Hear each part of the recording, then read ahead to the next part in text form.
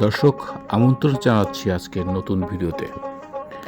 আজকের নতুন ভিডিওতে আমি মাছ চাষ সম্পর্কে আপনাদের একটি পরজীবী নিয়ে কথা বলছি। মাছ চাষের বিভিন্ন সমস্যার ভিতরে একটি হচ্ছে পরজীবীজনিত সমস্যা।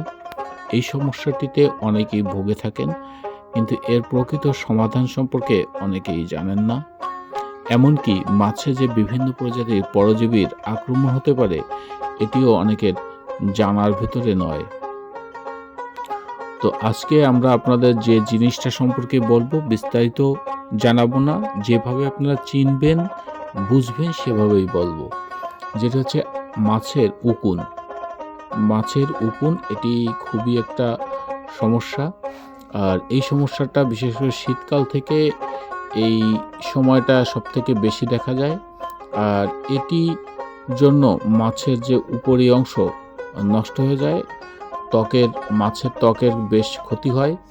এই ক্ষতি রোধ যদি না করতে পারা যায়, তাহলে কিন্তু মাছের উৎপাদন অনেক অংশে কমে আসে, এমনকি কোনো কোনো ক্ষেত্রে মাছের মৃত্যু পর্যন্ত ঘটে।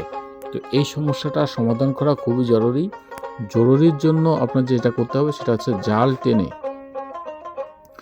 জাল টেনে মাছ ধরতে হবে। ধরে সরাসরি শরীর চেক করতে হবে। শরীরের উপরে, মাছের যে শরীর, তার উপরে লোদ আছে কিনা, কোনো জায়গায় দাগ আছে কিনা, লাল লাল বর্ণ আছে কিনা। এরকম যদি আপনি দেখতে পারেন বা পান, তাহলে বুঝবেন যে আপনার মাছ পরজীবী আক্রান্ত হয়েছে, অর্থাৎ উকুন দ্বারা আক্রান্ত হয়েছে। আর উকুন দ্বারা আক্রান্ত হওয়ার আরও কিছু লক্ষণ হচ্ছে, মাছ যদি অতিরিক্ত ছোটাছুটি করে, মাছ যদি বেশি সময় পুকুরে থাকা যে সমস্ত ডালপালা থাকে সেখানে ঘষাঘষি করে, তাহলে বুঝবেন যে মাছ আক্রান্ত পরজীবীতে। তো এই অবস্থায় কি করতে হবে? এই অবস্থায় আপনাকে যেটা করতে হবে, আইভারমেকটিন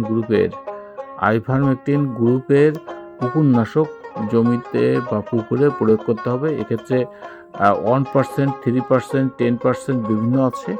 প্রয়োজনীয় যে নিয়ম, সেই নিয়ম অনুযায়ী যদি 1% হয় সেটা পরিমাণ বেশি দিতে হবে, 3% হলে পরিমাণ আরেকটু কম দিতে হবে, 10% হলে আরেকটু কম দিতে হবে।